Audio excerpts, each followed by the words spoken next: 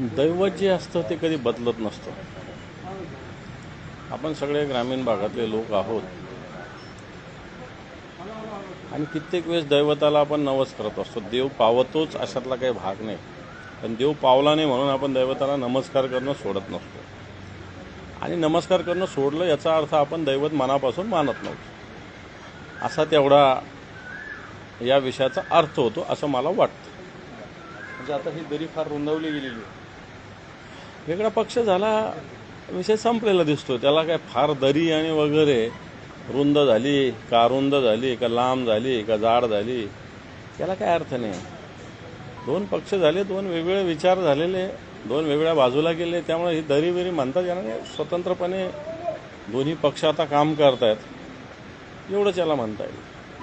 पण हा सगळा प्रकार पक्षफुटीमुळे झाला. तर काय कारणं वाटतात तुम्हाला या घटनेची? अजित पवार आणि शरद पवार त्यांच्यामध्ये हा विसंवाद निर्माण झाला. नाही, खरं तर मी कालही बोललो, भारतीय जनता पार्टीनं माणसात माणूस ठेवलेला नाही. ठीक आहे, नातेसंबंधात वितुष्ट भावाभावात सुद्धा येत असतो, घराघरात येत असतो, परंतु त्याच्या एक लिमिटेशन्स मर्यादा असतात. म्हणजे आज ही 4-4 पिढ्याच्या भाऊबंदकी चांगल्या पद्धतीनं पाळली जाणारे उदाहरणं अनेक आहेत. परंतु आज जर या महाराष्ट्रात बघितलं, भारतीय जनता पार्टीनं अनेक घरामध्ये मग ते शरद पवार साहेब, अजितदादा असतील, अनेक घराणे असे की ज्यांच्यामध्ये घराघरामध्ये भाऊबंदकी लावण्याचं काम स्वतःचा राजकीय स्वार्थ साधण्यासाठी भारतीय जनता पार्टीने केलेला आहे. गाव पातळीपर्यंत या सगळ्या गोष्टी आता होत आहेत. याला सत्ता आणि संपत्ती याची जोड दिली जाते. ईडी, CBI, पोलीस यंत्रणा वापरली जाते. मला वाटतं हे मोठं एक महाराष्ट्रामध्ये आत्ताच्या घडीला जनतेच्या मनात याच्यामुळे एक उद्वेग आणि संताप हा निर्माण झाला. राजकारण वेगळ्या ठिकाणी, राजकारण ज्याचं त्याचं वेगवेगळ्या पक्षात राहून राजकारण केलं जातं ना. वेगवेगळे भाऊ वेगवेगळ्या पक्षात असल्याचे अनेक उदाहरणं आहे आपल्या महाराष्ट्रात, काय देशामध्ये. पण एवढं मन एकमेकाविषयी ज्याला आपल्या ग्रामीण भागात विटलेलं म्हणता येईल, हे पहिल्यांदाच महाराष्ट्रात होतं असं मला वाटतं. अजित पवार दुसरं म्हणाले, बेळगाव, कारवार, बिदरसह संयुक्त महाराष्ट्र स्वप्न आपला अजून अपूर्ण आहे. हा लढा आपला जोपर्यंत पूर्ण होत नाही तोपर्यंत महाराष्ट्रवासियांचा पाठिंबा असेल. बरोबर आहे, चुकीची भूमिका नाही आहे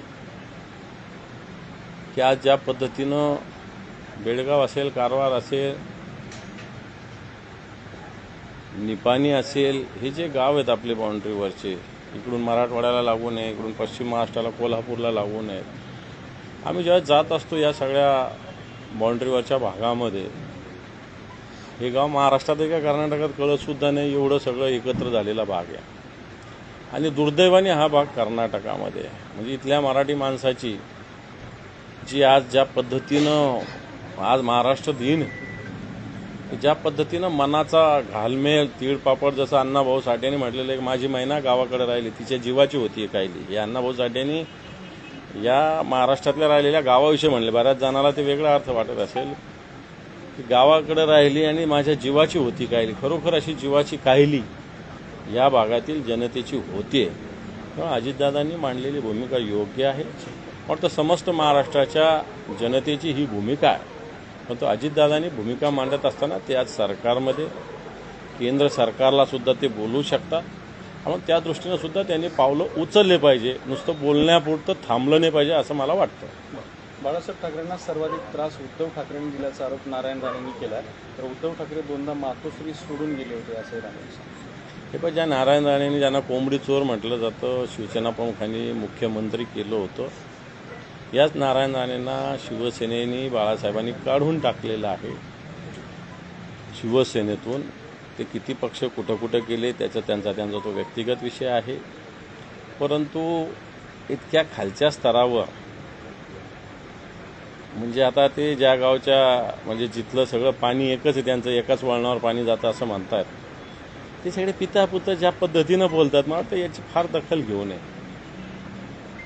पराभव दिसत असतो. म्हणजे उद्धव ठाकरेंनी देवेंद्र फडणवीसांची टरबूज ही टीका केली होती. त्याच्यावर फडणवीस म्हणतात पराभव दिसत असल्यामुळे ठाकरेंना नैराश्य आलं.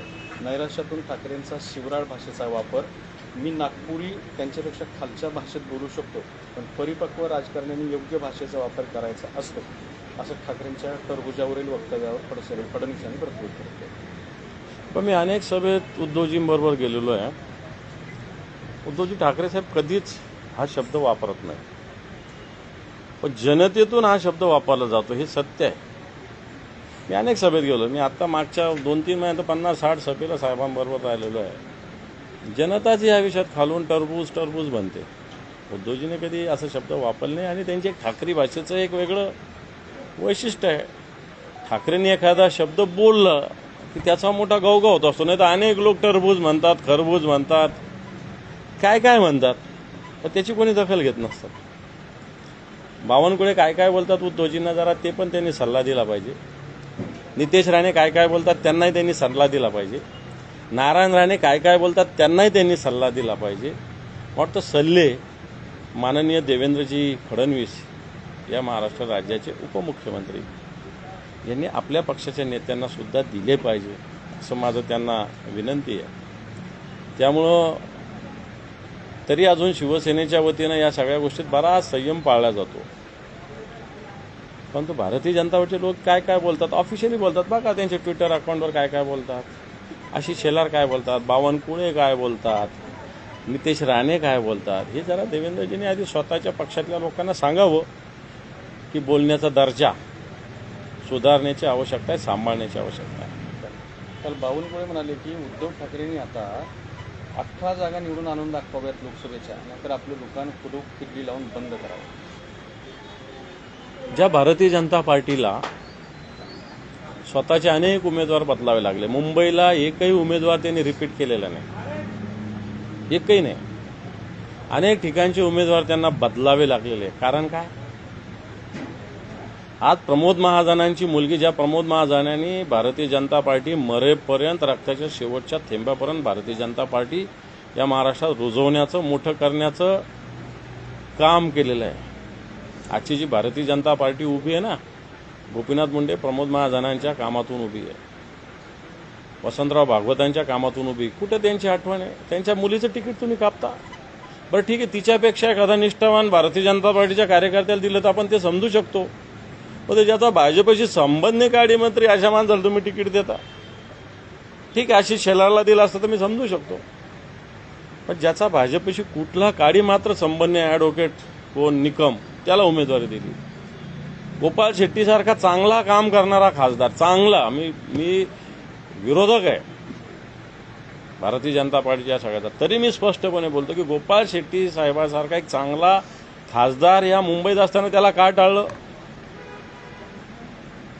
मनोज कोटकांनाही उमेदवारी दिली नाही, पण गोपाळ शेट्टीसारख्या माणसाला भारतीय जनता पार्टीने, जो 24 तास जनतेची अहोरात्र सेवा करणाऱ्या खासदार, ज्यांनी रेकॉर्ड केलं निवडून यायचं, त्याला तुम्ही बाजूला केलं. पूनम महाजन, प्रमोद महाजनांची मुलगी, हिला तुम्ही या सगळ्या गोष्टी जर केलं तर अनेक खासदार तर कवडीचं काम करत नाही. तुम्हाला सोलापूरचा खासदार बदलावा लागला, दरवर्षी बदलावा लागतो सोलापूरचा खासदार. याचा अर्थ तुमचे खासदार अकार्यक्षम आहे, तुमच्या निवडी चुकीच्या आहेत, अशा प्रकारची स्थिती आपल्याला मानता येईल. शरद पवार राज्याच्या राजकारणातील शकुनी मामा सदाभाऊ खोत यांनी टीका केली. सदाभाऊ खोत रोज वेगवेगळे बोलतात. परवाच बोलले की आता मी पदावर नाही, मला पुत्रसुद्धा विचारणे, असं बोललेलं आहे. त्यामुळे मला असं वाटतं सदाभाऊ खोत जे राजू शेट्टी साहेबांसोबत होते, त्यांच्या बळावर मंत्रिपद मिळवलं, नंतर भारतीय जनता पार्टीच्या नादी लागून त्यांचे काय हाल झालेले. आता ते मामा म्हटले काय आणि काका म्हटले काय, कोण विचारतं त्याला? दुसरा एक मुद्दा आहे की सकाळी देवेंद्र फडणवीस यांनी बाईट दिलेला आहे. त्यात ते म्हणतात की महाराष्ट्र हे देशाचं ग्रोथ इंजिन आहे, देशाच्या विकासात महाराष्ट्राचा मोलाचा वाटा आहे, सामान्य लोकांच्या आशा अपेक्षा पूर्ण करीत पुढे जात आहोत. हे तर बरोबर आहे ना.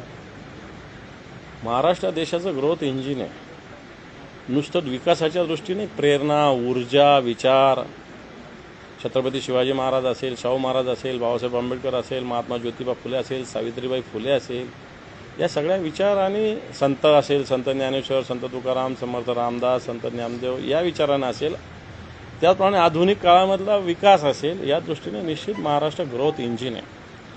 परंतु मागच्या काळामध्ये हे ग्रोथ इंजिनचं महत्त्व कमी करण्याचा प्रयत्न केंद्र सरकारने, विशेषतः नरेंद्र मोदी सरकार, अमित शहा या लोकांनी केलेलं आहे. हे मी देवेंद्रजींच्या निदर्शनास आणून देऊ इच्छितो.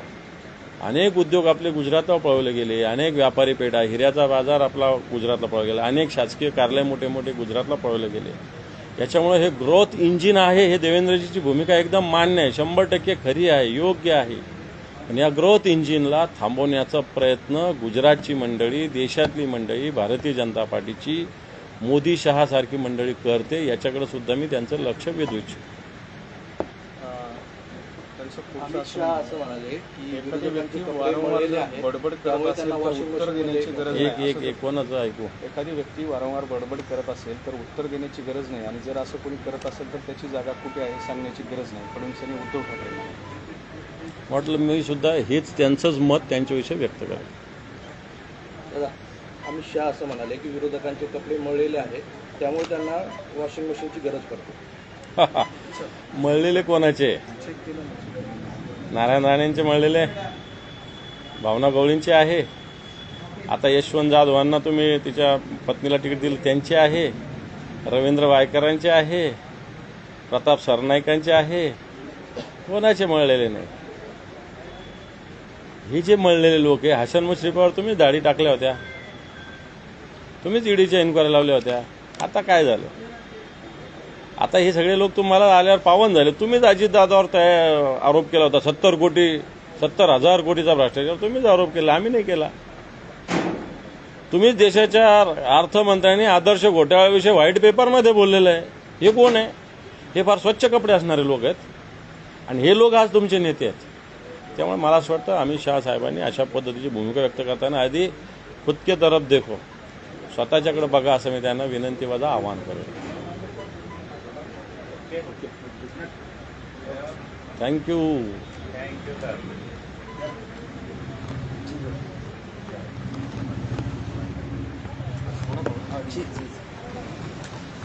बरेच विषय झाले. हो, सगळे ओके ना.